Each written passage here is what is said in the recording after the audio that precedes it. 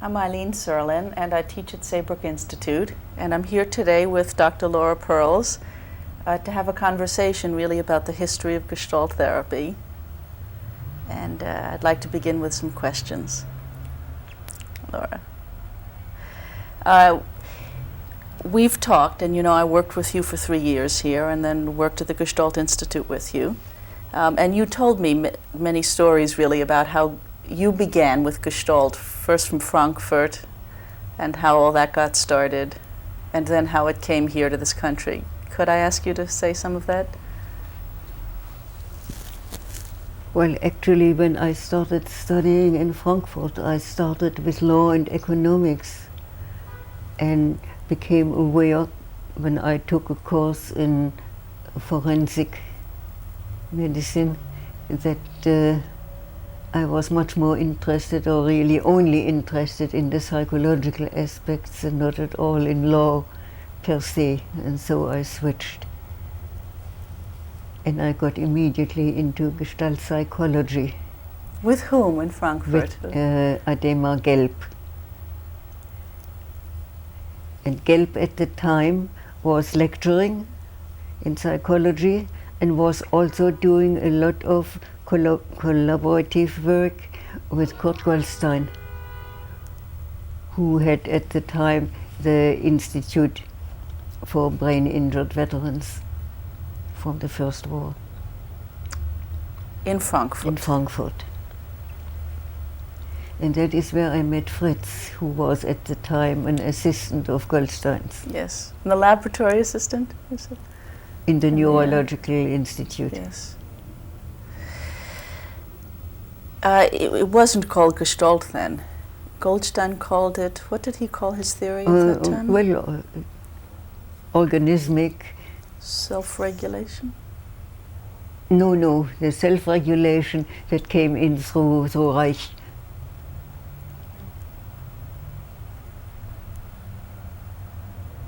That was later. Yeah. And Fritz was working with Reich in Berlin. So at the but time... my analysis was with Karl Landauer in Frankfurt, who was one of the original Freud disciples. Yes. But who was killed by the Nazis.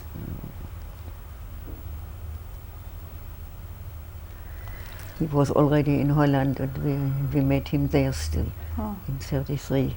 But he stayed there, and he was working already, and he was caught there.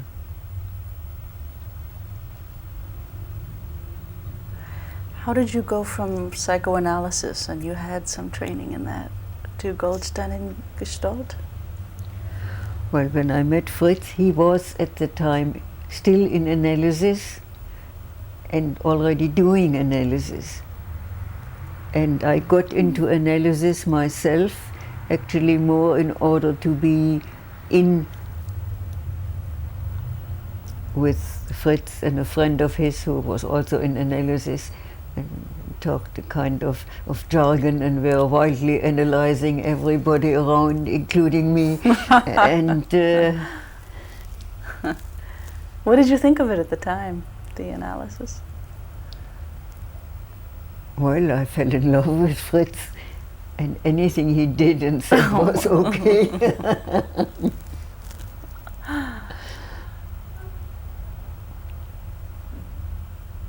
But it was also enormously interesting.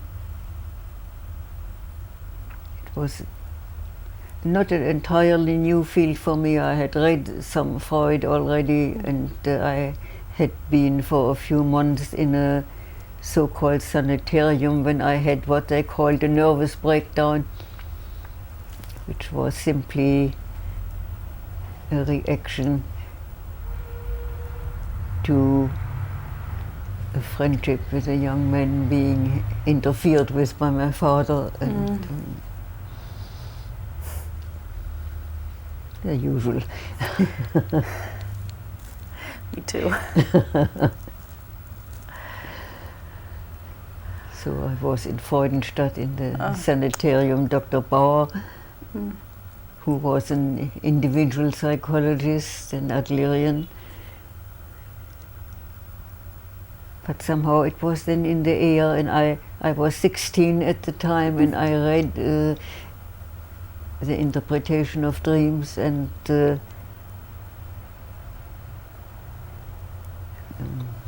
Fehlhandlungen. What is the English title?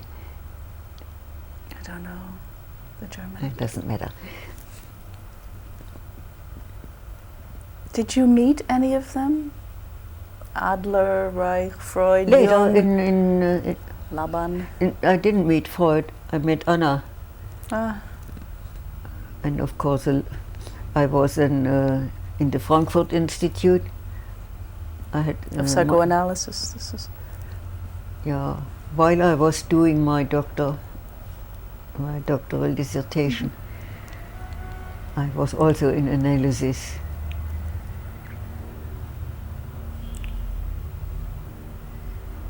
And my first teacher was Frieda from Reichmann. Landauer was my analyst. They started the Frankfurt Institute.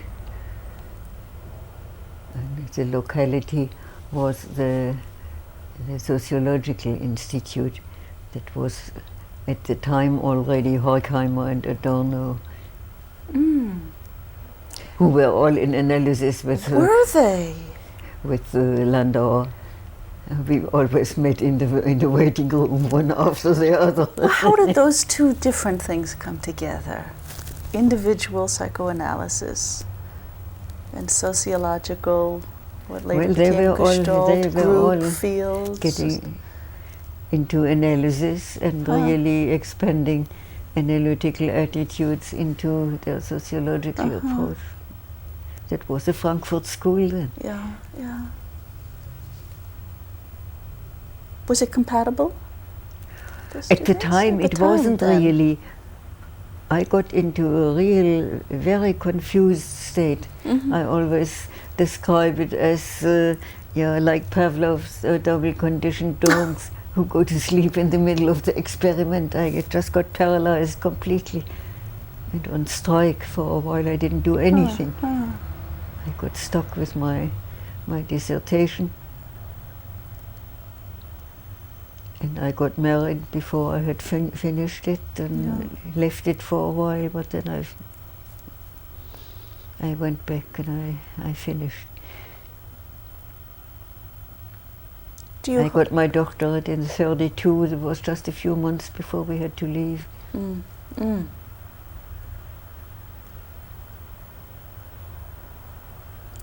Very different things to sort out at that time. And find your own direction. It just was like that, and one did it and went through it. There was nothing else one could do. Well, your direction was largely determined by the war then, too. Yeah. You had to leave. We had to leave. We went to Holland first, where we couldn't stay because we didn't get a working permit. And that's how we got to South Africa. It was through Ernest Jones, who had an inquiry from South Africa for somebody to teach. I didn't know that. Did Fritz teach or did you both teach? Well, we started an institute there actually. And we were both teaching. That was later on revoked because I said only somebody who had been a teacher already or a training analyst in Europe could be teaching outside, and so we had to stop the institute, but we had so much practice, we just went on. I never worked as hard in my life as I worked there, particularly during the war. Fritz was in the army as an army psychiatrist, and everything came on me. I was working 10 and 12 hours a day, 6 days a week. Seeing patients. And sometimes on Sundays too, because people were doing war work during the week and came on the weekend.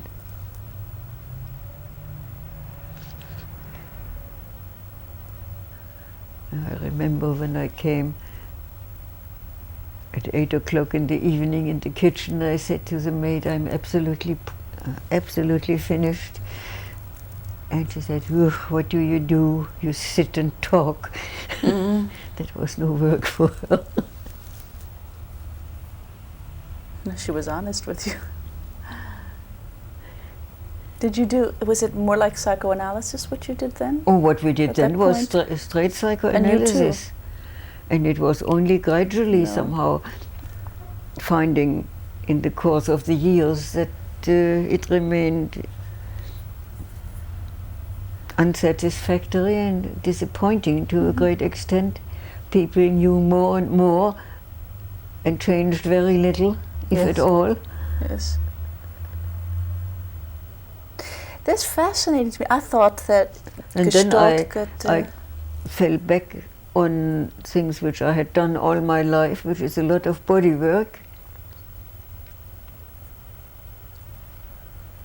And also sat opposite my client. Mhm.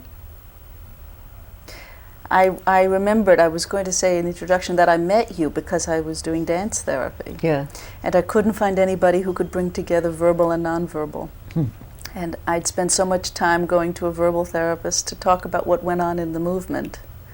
And I finally went to somebody who said, who in New York City can that come together in one place? And they sent me to you. And you talked about eurythmics that you did, was it? Yeah, that and in modern Germany? dance, which I did already since I was very young. And all my life, I still do some exercises. Yeah. There's a lot I can't do anymore, but it keeps me going. You just hike in the Alps Oh, yeah. every summer. I walk here too every day. Last summer I was still walking about 3 hours every day. And breathe. So then you began to bring body work into the work. It didn't happen in Frankfurt, it happened later.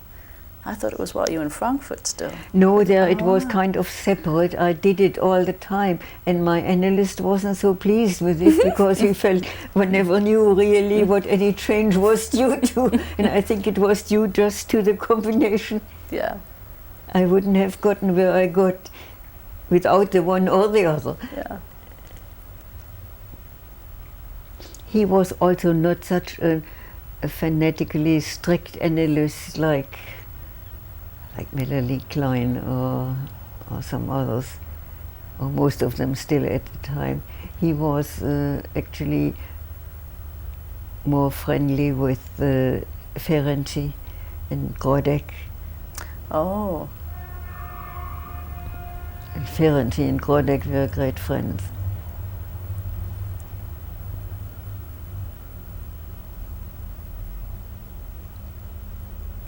And Reich came from Ferenczi. Yeah.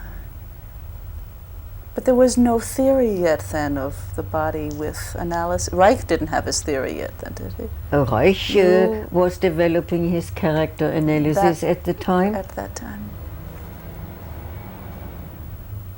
But you didn't go that And direction. I didn't work with Gestalt. Reich. Fritz was at the time working with Reich. Mm-hmm. And for me that was to a great extent already a matter of course, because through the body work that I had done before. You had already done a lot of that. Oh yes, I did it since I was 8 years old. When I think of you, I think more of dance and the arts than Reich and body work and analytic body work. Yeah. Would you say your background is more from the arts? Yeah, and your way of looking entirely. at From actual eurythmics and modern dance. Yeah. And piano. Of course.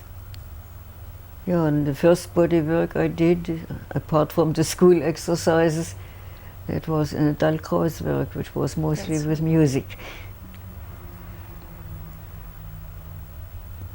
But that was only a short while. When I was about 8, and when I was 9, the war broke out, and the teacher was drafted. So.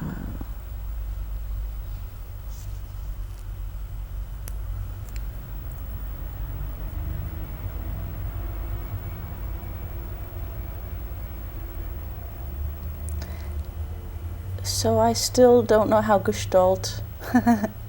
I know when you came here in '52, the Institute We was still full. called ourselves Still. psychoanalysts at the time. Oh, you did? Yeah, I still have stationery with our names on it, psychoanalysts. I didn't know that. Yeah. Even in And '52? ego, hunger and aggression was called a revision of Freudian analysis. Wasn't called Gestalt then? No, no. When Paul Goodman got involved, it was still called psychoanalysis back then? Revision? Actually, Fritz and Paul, they wanted to call it Gestalt therapy. Mm-hmm. And I was actually against it because I knew that the Gestalt psychologists probably would reject that, which they did. But I was outvoted. I thought at the time of existential therapy that title didn't exist yet for. Yeah. That came also a little later. Did you feel you were in that tradition? Would be Binswanger and Boss, existential? Well, actually, see I yourself was a student of Paul Tillich and Martin Buber, and of course we had studied phenomenology and existentialism. We were reading Kierkegaard and later Heidegger, Scheler and Husserl. Actually, Max Scheler was teaching in Cologne, I think, and was supposed to become the ordinarius for philosophy in Frankfurt. And he had done his introductory presentation already, and then he died. Mm. And then Paul Tillich came in his place. And I did most of my philosophical work with Paul Tillich. Mm. But before that I had been with Martin Buber already. Mm. He was teaching in Frankfurt at the time too. And What he was had that just like? written I and Thou. Really? Huh. What was he like? Wonderful. Oh. Healthy, straightforward. And you felt that he was talking to you. Mm. You felt directly addressed and not talked at, like most lecturers do. And the same was with Paul Tillich. Mm. And of course they were both theologians. Well, except I was going to say, if being Jewish then, that's very different. Paul Tillich is not. If Martin Buber then influenced your thinking or your, since it's your Tillich tradition. was influenced by Martin Buber too. Yeah.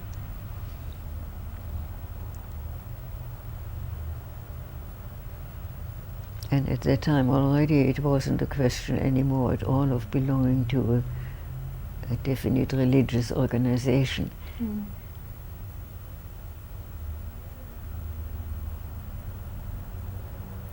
You use the word so often about making contact.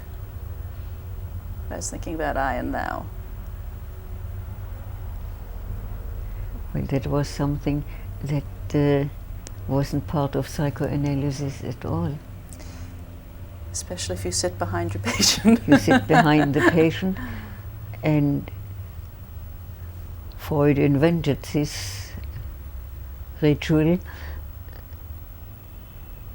because he, as he said himself, he couldn't stand people staring at him. So he could avoid his own embarrassment, but also the embarrassment of the client. The client talks to the wall, or to himself, or to nobody. And it occurred to you that embarrassment was important and useful in therapy. And embarrassment is has become for me a creative state. Mm. It is the boundary state par excellence. Here you are with one foot in what you know and with one foot in what you don't know.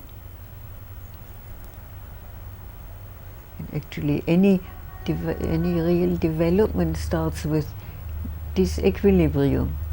If there is complete homeostasis, nothing happens. And that's very central to Gestalt, as you then later developed that. So you were one of the first to prize this disequilibrium as part of the therapy, to bring it right into the work.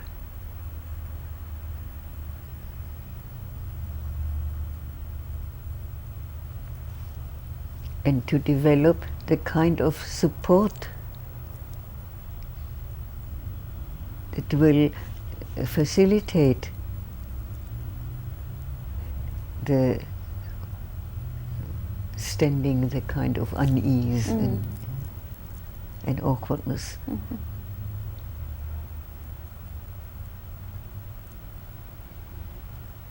Actually, a young child has no difficulty with it.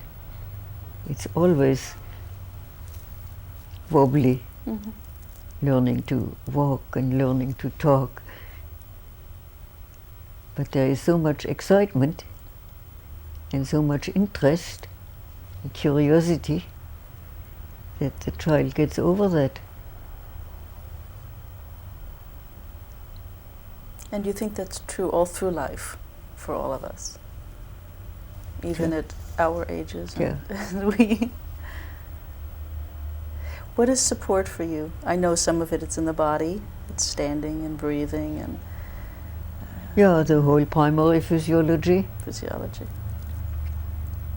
But then everything that one has learned during a lifetime and that really has become assimilated and integrated so that it becomes you.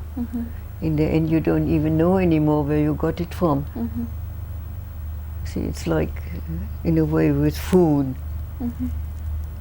When you really have chewed it and digested it and assimilated it, it becomes your flesh and bone and blood. And you are not aware of it anymore. It's you. I'm thinking, as you said, that Gestalt is so often misunderstood as being Gestalt only the present moment. It's not a technical modality. Yeah.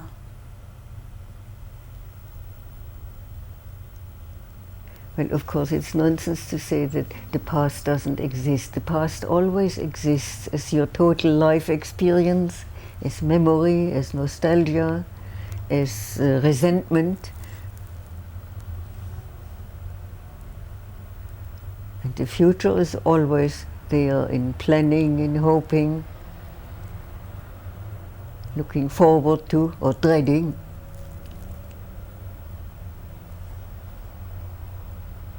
But both remembering or anticipating is always taking place at a present moment. I'm remembering something now.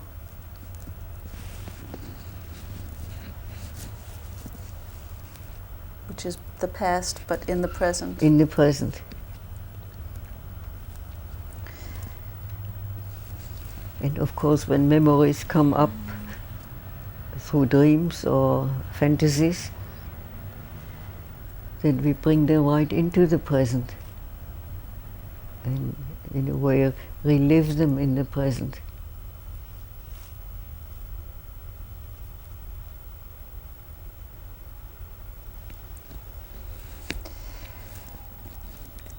I think Gestalt's also misunderstood as if you complete, let's say, resentment. If you complete an unfinished situation, you're free, therefore, to live in the present. What I hear you say is the past is always with us. We live with it. We can finish the resentment,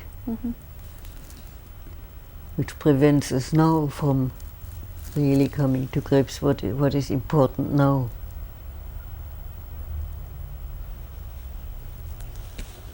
We can finish the mourning. It means then giving up something. Letting go of something.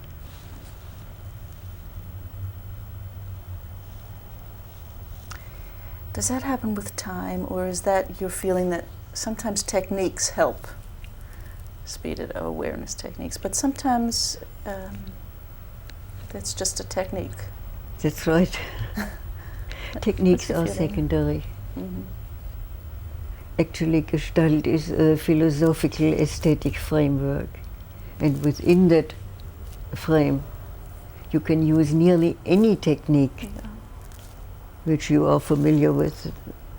You can use, you know how to use, or you can invent it at the Yes. moment. It's necessary. And I know how you feel, but you've said about Gestalt being thought to be a collection of hot seat of techniques. This is a narrowing down to a technique, to an approach that Fritz used in his last few years, and used very sensitively and very interestingly. And it's a wonderful demonstration method. But you can really use it only with people who are comparatively well functioning. Mm. He did it with professional people who have had their own therapies or analysis, and who are working with people already for years. But you can't use it, or only sparingly, with really disturbed people. And with really very sick people, you can't use it at all. Mm.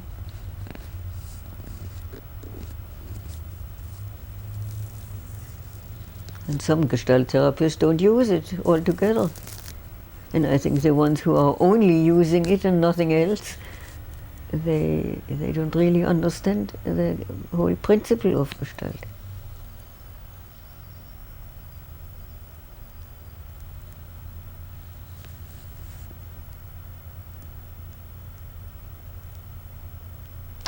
There's different, there's East Coast Gestalt and West Coast Gestalt, and where do you see it is now?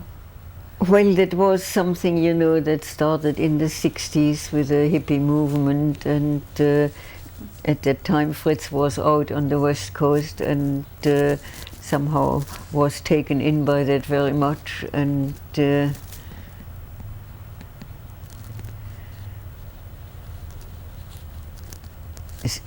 set off something which he really hadn't bargained for. It was this whole anti-intellectual attitude. Actually, what he meant by bullshitting is really a kind of intellectualizing, which does not mean that you shouldn't use your intellect. Actually, that's your foremost human equipment. Mm. Did he mean that too, or that's your That's mine. feeling? Yeah.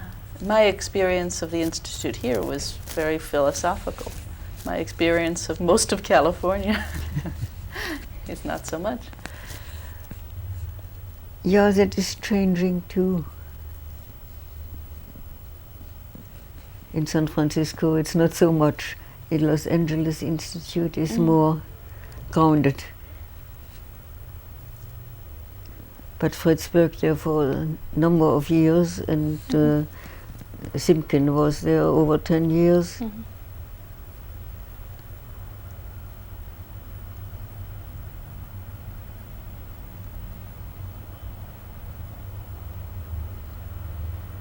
When Fritz was in SLN, it wasn't good for him.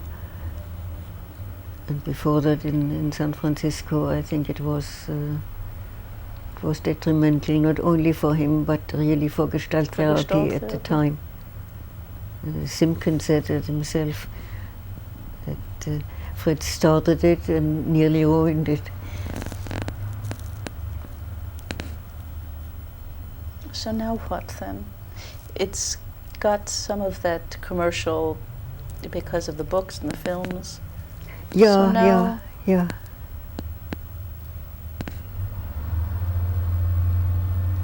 Actually, my work in the last 10, 20 years has been mostly to counteract that kind of so now who we approach, and to get it more rounded.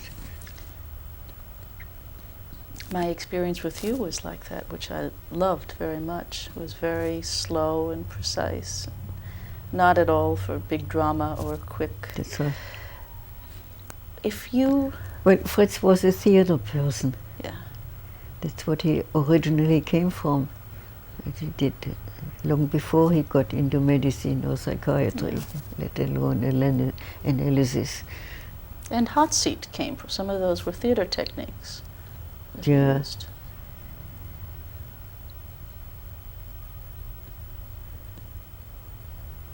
Some people thought that he got some of the technique from Moreno, but that wasn't so. Oh. He had very little contact with Moreno. It came directly from the theater. Mm-hmm.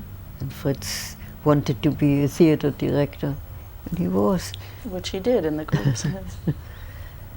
But you or he, there's much of what you do that's very like, we used to talk about Eastern Zen. Yeah. And I know Fritz studied Zen, especially awareness. Yeah. Was that Well, taking that in was of the actually Zen then? an influence on us already when we were very young in Germany after the war, the First War.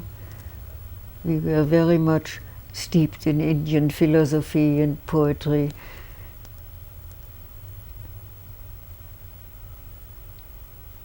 And body techniques. Actually, the work I was doing in eurythmics and modern dance, that was actually the school that my teachers came from, that was associated with Rudolf Steiner. And he was very much grounded in Western, in Eastern approaches. Did you meet Steiner? Nein. But I had an old friend who died a few weeks ago, who was a disciple of Steiner's and actually continued his work and has been writing a lot of philosophical works. It was somebody I went to school with, to the gymnasium, who was also very musical, and we played forehands. We were playing forehands in the school orchestra, and we were somehow the supports of the orchestra. Did you run across Laban or his work then? Oh yes, Laban and Mary Wigman. These were the ones we admired. He was in 1915, even Yeah, later, yeah. all the way up to the 30s when they left also. Did you see his company? Did you see him yes. dance? I saw Laban and Wigman a lot.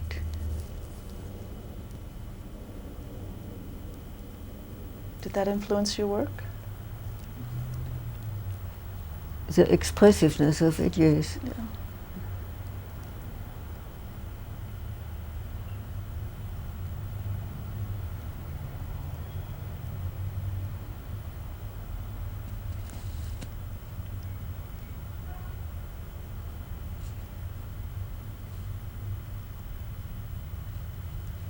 Actually, in the school I worked with, we did a lot of group work also.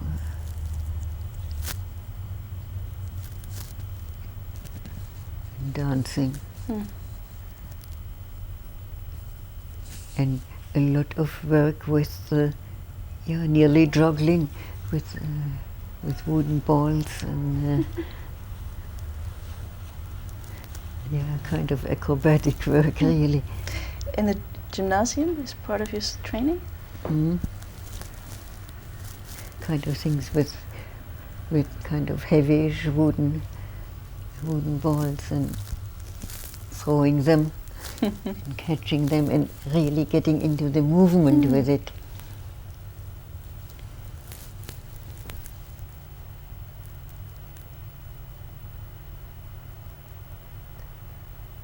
They taught that differently than we teach gym now. They had awareness of the whole range of motion and the shape.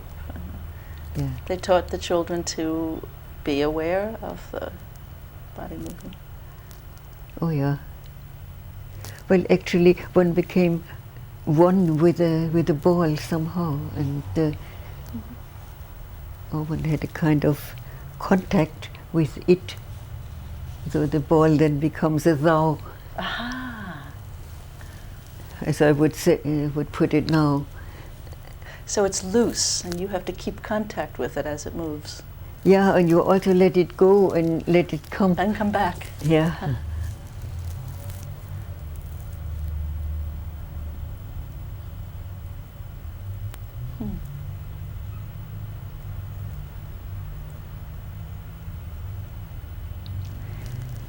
Let's make a few minutes. Okay. Well, I think our time is up. Really, thank you for saying all these things Thank you. again. Thank you, Laura. I enjoyed it, actually. I'm glad. Okay. We'll both leave with